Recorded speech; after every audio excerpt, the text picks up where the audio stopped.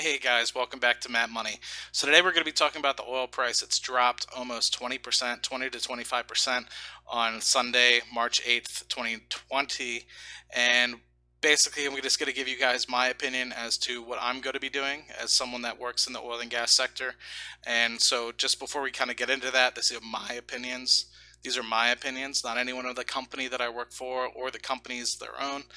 So hopefully this helps you out. And then again, this is also for entertainment purposes only. So what I've seen is basically OPEC, or the oil producing exporting countries, is a culmination of mostly these countries that you see on the graph here.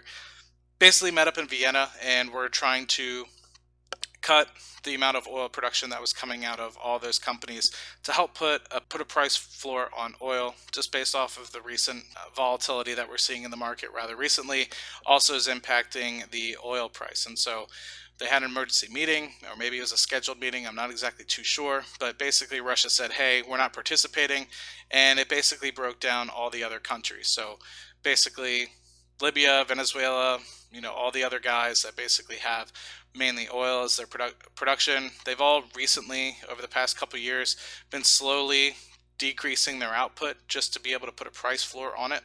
And Russia said, hey, we're not going to do it. And we've had problems, meaning OPEC, has had problems in the past trying to get Russia to meet its production numbers. It might agree to them, but at the end of the day, it might not necessarily even follow their set production decreases to be able to help put a floor on the oil price. And so what ends up might happening is you might decrease, let's say, the output of your country by 5%, but the price goes up by, say, 15%. And so it's actually a net benefit in terms of revenue and the amount of money you're able to make as well. So that's the reason why they have OPEC, and to try to help meet the supply and demand. So at the moment, demand is roughly around 95 to 100 million barrels a day, whereas supply is anywhere between a million to 3 million barrels more than that. And so what Saudi Arabia, after this deal fell apart, wanted to do was basically take their current production, which is around 9 million barrels a day, and increase that to well above 10 million barrels. They've produced up to 12 million barrels in the past, and so that could potentially mean anywhere between an additional 1 million to 3 million barrels on an already supply heavy market. And immediately what you're seeing is the price of crude go down, almost 20% overnight. It was previous at about $40 to $41 a barrel for West Texas Intermediate. I generally look at WTI because that's mostly on the Western Hemisphere what everyone kind of benchmarks to. Brent is kind of what most people look to if they're on the Eastern Hemisphere. But there's plenty of other different grades as well. But you can see, looking through all these different grades, all the different impacts that are kind of being impacted here. So WTI is down to 20%. Brent crude is around 20%. Some local oil grades are only down 10%. Omani oil is only down 10%. So it might not necessarily be hitting all countries equally or all grades equally. But that being said, I anticipate that it's a relative shock to the system at the moment. But that being said, we've seen rather large price swings in the past. So let's kind of go back into, say, late 2015, early 2015 timeframe. So this is the past 5 years or so.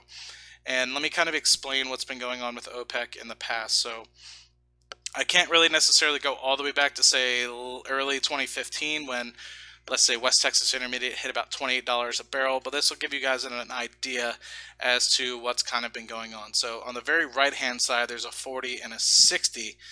So you can see in 2015 timeframe, we kind of came back up to 60, then we dropped back down into the 30s by just before 2016 timeframe, and it's kind of been hovering in this $40 to $60 range. Granted, in 2018, we did almost hit about $80 a barrel in West Texas Intermediate, but that being said, it's kind of been going in between. And so what basically is happening here is OPEC has really been trying to keep the price floor at about $40 to $45 a barrel. It basically is meeting where they need to be basically to break even and make any sort of money. And so anytime the price sort of, or the fluctuation in the supply and demand really starts getting impacted rather heavily, they cut production targets, so that way they're able to kind of boost up prices again. And this has really been only an impact based off the fact that US oil and gas has really relatively exploded. I would say from about 8 million barrels to about 15 million barrels over the past 5 to 10 years. And so let me pull a graph up of that really quick. So this isn't the perfect graph here, but helps potentially give you guys an understanding as to what's going on. This is about 2 years old at this point, but you can still kind of get an idea as to what we're looking at. So basically, in 2010-ish time frame, we were producing a little bit less than 6,000 barrels of oil per day. Basically, we learned how to turn the bit sideways, meaning drill horizontal wells, and really incorporate two different sorts of technologies: drilling horizontals and being able to frack wells as well. I'm sure a lot of you guys in the U.S. and Europe understand what fracking means, or at least have heard about it in the past. That being said, that really allowed us to increase production relatively quickly, to the point where we're now actually producing about 12 million barrels a day. This slide is a little bit out of date, or this graphic is a little bit out of date. But that being said, we basically doubled production over the course of the last 10 years. And so that's relatively put a huge strain on everybody else. So most people in the United States, or most companies in the United States, are basically taking on a lot of debt to be able to increase a lot of production. And that basically started hitting a tipping point around 2014, 2015 timeframe, to the point where we got to this sort of graph here where we're playing these price swings. Before then, we were able to kind of increase to about $100 a barrel or so before we started hitting this crater here. So I think everyone remembers what that graph looked like. Basically, we were hitting around the $80 a barrel mark. And so once oil was around $80 a barrel, everyone and their mother wanted to start drilling for oil. And basically, with respect to the two technologies that we had, everyone was making money. And then eventually we started getting ourselves into this very large supply and demand sort of issue where we're having way too much oil supply in the system. And so that's basically why we've kind of been in this up and down sort of seesaw in the $40 to $60 a barrel range. So that being said, with Saudi Arabia basically saying, hey, we're going to increase production by at least another million barrels, if not up to potentially 3 million more barrels over the course of the next couple months, the price obviously today taking a massive hit. And so what does this mean for me? What does this mean for what I'm going to be doing in oil and gas? So the price has obviously already dropped drastically, almost by half at this point over the past 2 months or so. And so this isn't anything that's new to me. I've kind of been in this world now for the past 4 to 5 years, actually more like 6 years. But that being said, I think what you need to recognize is investing in companies with high leverage that don't necessarily have very steady cash flow coming into the business is something I would stay away from. So I think a lot of people got burned investing in these small startup companies in the United States that were over leveraged, that were basically loading themselves up with debt. And when the price kind of fell through and they couldn't necessarily make, the appropriate contracts and the collars of the prices that they wanted to sell these futures at, they basically lost all their revenue and they lost all their margins and basically had to go belly up. And so what I would focus on if I were you is looking at companies with very sound fundamentals in the organizations. They have steady cash flow. They have basically capital discipline that they are employing into their companies, and they're making sure that they're investing in the most high margin barrels. They're not necessarily just focusing on growth. And I think that's where a lot of these companies in the 2010 to 2015 timeframe really got themselves into a lot of trouble, where they were just focusing on growth and the price will come back up and the price will be 100 to 80 to $100 a barrel forever and we'll be fine. When that basically is happening, all the production costs, all the drilling costs, all the basically service costs are continuing to increase along with the oil price.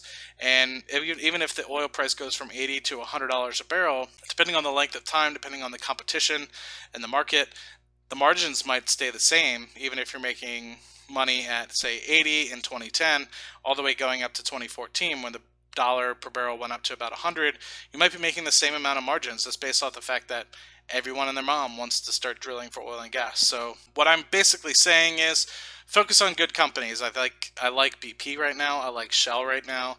I like Exxon right now. They're all focusing their portfolios on high margin barrels. So I think if you have companies like these that are focusing their capital discipline and they have their debt in order, those are going to be the ones that are going to be able to outlast this. They've already have lasted 5 years. They've lasted 6 years almost, and have been making billions of dollars a year. Yes, they've some of them on paper have lost money, but overall, they're able to bring cash into the register and they're able to pay down debt. Yes, some of them have taken on a little bit more debt, but that being said, compared to how much money they make at the $40 to $50 range, like we've seen over the past 5 to 6 years, I think a lot of them have been very capital disciplined. This means stay away from the small mom and pops that have taken on, let's say, $100 million of debt and they only make $3 million a year. I mean, just based off of what we're seeing here, their margins are going to go away. They're going to start making negative margins. They're going to start losing money on every single barrel they make. What I think is going to happen with this sort of, with not only say this price decline, I believe that this might be, a month, maybe 2 months, who knows, by the time they actually come up with some sort of deal to help put a price floor back on the price of crude oil. But I think what we can look for is companies that basically want to work together, and other companies that will be picking up companies that go bankrupt for pennies on the dollar. I think that companies like Exxon and companies like Shell and BP and Chevron are good examples of companies that have a little bit more cash on hand. And that being said, I think what that means is a lot of these companies probably aren't going to be able to last at the $35 to $40 a barrel sort of range. And what that means is they're basically going to go bankrupt. And when they go bankrupt, people are going to want to get paid, or bought out, and basically things are going to be on fire sale prices. And so I think what that means is Exxon's going to continue to grow their U.S. influence in the Permian and Bakken and other great low cost areas. And I think what they're going to continue to do is make those oil fields more efficient for them, lowering their cost basis, basically driving down their cost per barrel that they have to pay. And you're going to look at these companies selling off bad assets like they have been. I mean, BP, Exxon, and Shell and Chevron, those guys have been very capital disciplined about saying, hey, this is making its money, but we can sell it to this company, get our cash out, and invest it in higher margin areas. And I think a lot of that has to do with the fact that we've been in kind of this environment for the past 4 to 5 years. But I think another piece of it is that until something very drastic happens with respect to the supply of oil and gas in the world at the moment, we're going to be kind of stuck in this capital efficiency, maximizing the price per barrel that you're able to get things out of the ground at. And so I think we're going to continue to be in this $40 to $60 barrel world for a while, but I think it's going to be continuing to be more aggressive towards capital discipline. I think we've gotten lucky over the past, say, 5, 6 years, where we've been able to actually get into the above $60 to $70 a barrel range for extended periods of time, which have allowed us to kind of use that excess cash flow to come in and help pay down debt a little bit. But I think it's just going to be continuing to be aggressive between the last 4 to 5 years, very similar to where we've been. And I think comparatively to where the stock prices have been, I think that this matches about what we were seeing in the 2014, 2015 time frame. And so that being said, I think that this is a good opportunity to pick up companies like Shell and pick up companies like Exxon at these sorts of prices. Now, what I would say is maybe limit the amount that you're actually putting in to these companies. Only invest if you're planning to hold for, say, the next 10 to 15 years. I think another thing you need to recognize is underlying this, there's an energy transition going on with respect to natural gas and with respect to oil kind of being phased out compared to renewables. And so I don't necessarily think that that is going to be a thing that happens in the next year, even 5 years. But I think over the next 10 to 15 years, it's something you need to be very conscious of. And so I think looking at companies that produce that cash flow, like your Shells, your BPs, your Chevrons, and Exxons, those are the companies that you want to look at. And I would even potentially put Oxy into that. But that being said, Oxy does have a pretty high debt position, although they are trying to maximize where that debt or pay down a lot of that debt, as you've seen as they've tried to spin off some of the things like Mozambique LNG project that Anadarko was trying to put into place, and a couple other large projects that Anadarko is putting into place. They're trying to sell out of those to maximize what their oil margins and oil footprint look like. But that being said, I think if you're going to be investing in these companies, you need to look very long time horizons. Don't look for the next year or 2 years, because I think that we're going to be continuing to stay in this $40 to $60 a barrel world like we have been living in the past 5 to 6 years. And I think we've basically gotten, I would say, happy with the fact that prices have been kind of hitting above $60 to $70 a barrel. And relatively recently is when we really started to notice that, hey, we still have a supply problem in the world with respect to oil. I think oil is still relatively cheap compared to every other product that we have out there. I think just comparing itself to what we basically utilize on a day-to-day basis, like water. I mean, you think about it, just put this into perspective now. In every barrel of oil, there's 42 gallons of oil. That being said, we're basically paying 75 cents for every single gallon of oil that is coming out of the ground. And if you put that into perspective, that's cheaper than water. And so, that being said, I mean, you have all this infrastructure in place, whereas with water, I mean, yes, it's a little bit more scarce because there's salt water compared to fresh, regular water. But that being said, there's a lot more abundance of fresh water than we do of, say, crude oil. And so, I think in the long term, crude oil prices will continue to go up, but we'll still be in this volatile region, just like the rest of the market is at the moment. And I think if you're going to tread into the energy sector and pick up some of these companies at decent prices, I would look at their balance sheets very heavily. I personally will probably be picking up more, and yes, I mean, in the next week or so, I will be getting an influx of cash, which I will slowly be putting into the markets here. I do have some cash on the side just based off of what's in my savings account. But that being said, if for those of you guys that are very emotional and don't have a long time horizon, I would stay out of the energy sector altogether. But for those of you guys that are my age, like 28 to 30 years old, and you plan on utilizing this money over the next 20, 30 years, I would say it's okay to invest. Just limit your exposure altogether. Make sure you look at the balance sheets. Make sure that the companies you're investing in are financially sound and you're not getting too risky. If you are getting risky, just highlight the fact that there's a risk with any of these investments. But that being said, if you're investing in highly debt leveraged companies, it's going to be even more risky when some of these companies can't make any money on the oil that they're producing. So that being said, like I mentioned, there's the overall energy transition where, yes, crude oil and natural gas will be a part of that, but comparing itself to renewables, which is growing at anywhere between 20 to 30% per year, where oil and gas is growing anywhere between 1.5 to 2.5% per year, it's obviously going to continue to be focusing on capital discipline and margins for these companies and any sort of transition that they can put themselves into to invest in renewable energies will benefit them in the long run. What I think this also might do is help accelerate potentially some of these renewables. But that being said, because if oil and gas is so cheap, yes, it might drive up demand in the short term. But that being said, also, if companies can't make any money on it and the returns are very low, it might basically make the case for having us invest in, say, renewable companies or renewable sources like, say, wind energies and also solar projects, because the returns at the moment might be even better than what the oil and gas sector might bring or oil and gas might bring in the short term. So hopefully that helps you guys out. Hopefully I speak a little bit coherently about this. That's just my input as to what we've kind of been seeing over the past month or so, 2 months or so, and where I think oil prices are going.